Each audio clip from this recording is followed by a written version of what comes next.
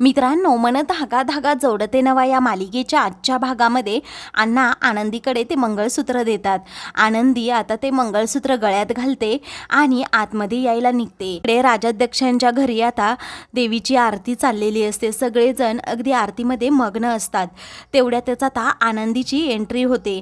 त्यानंतर आरती संपल्यावर ती समोर आनंदीला आतमध्ये येताना पाहते आणि रागातच आनंदी असं म्हणते. पाहता आनंदी सार्थककडे पाहत पाहतच आतमध्ये येते. तर सार्थक अक्षूला आता खूप आनंद झालेला असतो, कारण आनंदी फायनली पुन्हा घरी आलेली असते. तर आता बाकी सगळ्यांना खूप राग आलेला असतो. तेव्हा वेलकम होम वहिनी असं अक्षू म्हणते. तेव्हा आनंदीला जरा आनंद होतो. पण आता वृंदा म्हणते, कसलं स्वागत करतीये ग हिचं तू, आणि आजच्या ह्या शुभदिनी ही कशाला आली आहे इथे.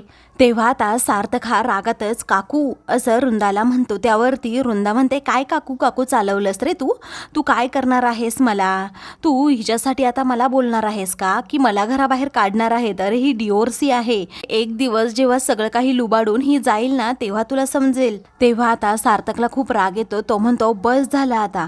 त्यावरती वृंदा म्हणते, माझ्या अंगावर ओरडतोस का.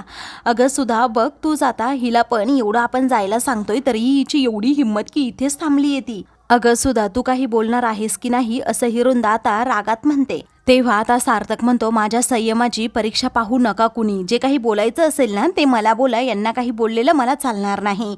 आता सार्थक सारखा आनंदीची बाजू घेतो. ते पाहून सुधा म्हणते, सार्थक जरा नीट बोल तू. आणि काय ग तू आनंदी, आता ॲक्सिडेंटमधून बरी झाली आहेस ना, जा ना मग तू घरी. आमच्या घरातील शांतता भंग करण्यासाठी तू का आली आहेस इकडे. तर आता सुधाने असं म्हटल्यावर आनंदीला खूप टेन्शन येतं. सार्थक रागातच सुधाकडे पाहू लागतो. तेवढ्यातच आता अरविंद तेथे येत म्हणतो, काय ग सुधा तू काय म्हणतीयस हे. तेव्हा सुधा आता ततपप करू लागते. तिला काहीच बोलता येत नाही.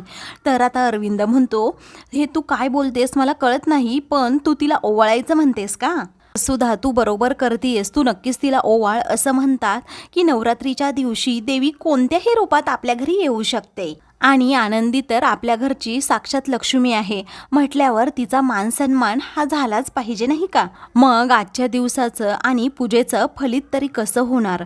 असं म्हणून अरविंद आता सुधाला म्हणतो, तू तिला ओवाळ.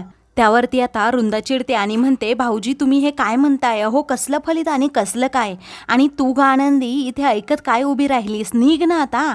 त्यावरती सार्थक आनंदी एकमेकांकडे पाहतच राहतात. त्यानंतर आता आनंदीच तो विषय टाळते आणि म्हणते की अहो मला तुमच्याबरोबर थोडं बोलायचं आहे. तेव्हा सार्थक म्हणतो की चला मग. तर आनंदी आता अगोदर म्हणते की थांबा जरा. असं म्हणून ती आता अगोदर देवीची पूजा करते आणि मग नंतर अरविंदचा ती आशीर्वाद घेते. तेव्हा सदा सुखी राहा असं अरविंद तिला आता आशीर्वाद देतो. त्यानंतर ती आता लगेच सुधाच्या पाया पडायला जाते, परंतु सुधा लगेच पाय मागे घेते. तेव्हा अगं तू घरच्या लक्ष्मीला, घरच्या सुनेला आशीर्वाद तरी दे असं अरविंद आता तिला म्हणतो. त्यावरती ती म्हणते, अहो घरच्या सुनेच्या पाठीशी नेहमी माझा आशीर्वाद आहेच.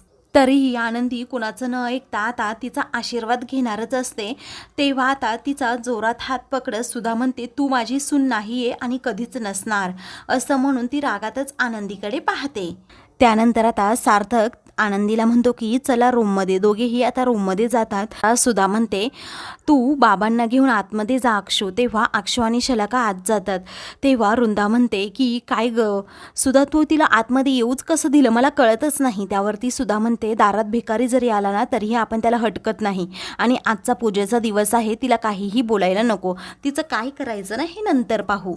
त्यानंतर आता इकडे सार्थक आणि आनंदी हे दोघेही रूममध्ये येतात. सार्थक दार बंद करून घेतो आणि विचारतो, काय बोलायचं आहे तुम्हाला. तेव्हा आता आनंदी म्हणते की माझ्यामुळे घरामध्ये खूप काही प्रॉब्लेम सुरू झाले आहेत. त्यावरती सार्थक म्हणतो, त्या प्रॉब्लेमचं तुम्ही टेन्शन घेऊ नका. सार्थक विचारतो, कोणत्या नात्याने तुम्ही इथे आला आहात. त्यावरती आनंदी म्हणते, म्हणजे मी माझ्या मर्जीने इथे आले आहे, मी मैत्रीच्या नात्याने इथे आले आहे. तर सार्थक म्हणतो, नवरा बायकोचं नातं तर तुम्हाला मान्य नाही ना, तर तर आनंदी म्हणते ते तर आत्ताही नाही आहे. तर आता सार्थकला खूप वाईट वाटतं. तर आता सार्थक म्हणतो की तुम्ही इथे कशासाठी आलात मला कळतच नाही. आता पुढे आनंदी म्हणते आजपर्यंत तुम्ही मला खूप मदत केली आणि त्या उपकाराची परतफेड मला करायची आहे एक मैत्रीण म्हणून. अहो माझं जळालेलं घर तुम्ही सावरलं. आता तुमच्या घराला इथे माझ्यामुळे आग लागली आहे, तुमच्या नात्यांमध्ये आग लागली आहे. तीच आता आग मला विझवायची आहे. म्हणजेच मी आता तुमच्यामधील तुमच्या आईमधील दुरावा कमी करण्याचं काम करणार आहे आणि तोपर्यंत इथून मी कुठेही हलणार सुद्धा नाही. आता काहीही झालं तरी चालेल. सार्थक म्हणतो तुम्हाला या गोष्टीचा खूप त्रास होऊ शकतो, एवढं सोपं नाही आहे ते. आनंदी म्हणते आता काहीही होऊ देत पण मी हटणार नाही आहे, कारण माझ्या आयुष्यात मी खूप त्रास भोगलाय, त्यामुळे ह्या त्रासाचं काहीच वाटत नाही. सार्थक म्हणतो तुम्हाला झालेला त्रास मी नाही पाहू शकत अहो. आनंदी म्हणते तुम्ही नका काळजी करू, सगळं होईल ठीक. तर आता दुसरीकडे लीना ही सारखी आनंदी आणि अण्णांना फोन करत असते, परंतु त्या दोघांचेही फोन लागत नाही म्हणून ती काळजीत असते. तेव्हा ती म्हणते अहो पहा ना आनंदी आणि अण्णा कुठे गेले आहेत. तेव्हा मनोज नेहमीप्रमाणे आपली तनतन करत असतो आणि म्हणतो की मला काय सांगतेस ग सारखी, आधीच हॉस्पिटलमध्ये किती धावाधाव केली आहे. त्यावरती आता ते कुठेतरी ट्रॅफिकमध्ये फसले असतील, रिक्षावाला दुसरीकडेच कुठेतरी घेऊन गेला असेल, अशी अनेक कारणं तो देऊ लागतो. अण्णा तितक्यात घरी येतात आणि म्हणतात की काही गरज नाही तुला धावाधाव करायची आणि आनंदीने जिथे जायला हवं होतं ना तिथे ती गेली आहे, त्यामुळे तुम्ही आता बोलूच नका काही. ती मनोज विचारतो कुठे आहे आनंदी आणि कुठे सोडलंय तिला, कुठे सोडून आलात तुम्ही. मालती आणि लीना काळजीनेच विचारतात नक्की आनंदी आहे तरी कुठे. तेव्हा आता अण्णा म्हणतात मी तिला जिथे पाठवायचं तिथे पाठवलंय, तिच्या स्वतःच्या हक्काच्या घरी. सार्थक सरांनी तिच्या गळ्यात मंगळसूत्र घातलं, आता तो तिचा नवरा आहे आणि अगदी फुलाप्रमाणे तिला जपतील मला माहीत आहे, असं म्हणून आता अण्णा हे सगळं काही सांगू लागतात की मी सार्थक सरांच्या घरी तिला सोडून आलोय. तेव्हा आता मालती म्हणते अहो पण, तर आता ते म्हणतात तुझ्या डोक्यावरचा भार कमी झाला ना आता मालती, गप्प बस, पुढे बोलू नकोस, तिची काळजी करू नकोस, सार्थक सर आहेत. तर आता दुसरीकडे आनंदी रूममध्ये असते. त्यावरती आता अरविंद तेथे येतो आणि म्हणतो काय ग आनंदी चेहऱ्याची मुलगी, तू आमच्या घरची सून झालीस, खरंच मला खूप आनंद झालास. तुझं अगोदर येणं वेगळं होतं आणि आता खूप वेगळं आहे. अगोदर तू या घरात पाहुणी होतीस, आता तू या घरची सून झालीस, तू साक्षात लक्ष्मी आहे आमच्या घरची. अगं आपल्या दोघांचं नक्की जन्माजन्मीचं काहीतरी नातं असेल, म्हणून तर मग तू माझ्या घरची सून झालीस. आणि माझा सार्थक कुठे आहे. त्यावरती आता सार्थक सर बाहेर गेले आहेत असं आनंदी म्हणते. तेव्हा तू त्याला सर म्हणू नकोस, तू त्याला कारभारी किंवा धनी किंवा काहीतरी असं वेगळं नाव घे आणि माझ्या सार्थकला तू जप, कारण माझा सार्थक हा वरून एवढा स्ट्रॉंग दिसत असला ना तरी मनातून खूप हळवा आहे. आता आनंदी विषय बदलते आणि म्हणते तुम्ही गोळ्या घेतल्यात का. तेव्हा हो मी गोळ्या घेतल्यात आणि मी माझ्या सार्थकला लाडाने लहानपणी गोलू म्हणायचं. तेव्हा आनंदी आता हसते. तर आता दुसरं कोणी गोलू म्हटल्यावर त्याला राग येतो, पण तू बायको आहेस ना मग त्याला राग नाही येणार असं तो आता आनंदीला म्हणतो. तर आनंदी आता हसतच असते. दुसरीकडे सार्थक हा बाहेर आलेला असतो. अण्णांना तो भेटतो आणि म्हणतो अण्णा आनंदी घरी आली आहे, मी त्यांच्यावर काहीही लादणार नाही आहे, मी तुम्हाला सांगितलंय. त्यावरती अण्णा म्हणतात मीच तिला पाठवले. तर सार्थक म्हणतो एका मैत्रीच्या नात्याने ती आली आहे. तेव्हा सार्थक म्हणतो एका वेड्या बापाची काय आशा आहे माहीत आहे का, आनंदी एक ना एक दिवस तुमच्या प्रेमाचा नक्कीच स्वीकार करेल आणि मला खात्री आहे तो दिवस लवकरच येईल.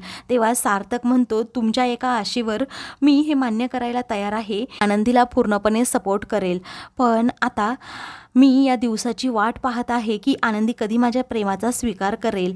दोघेही आता खूपच खुश असतात.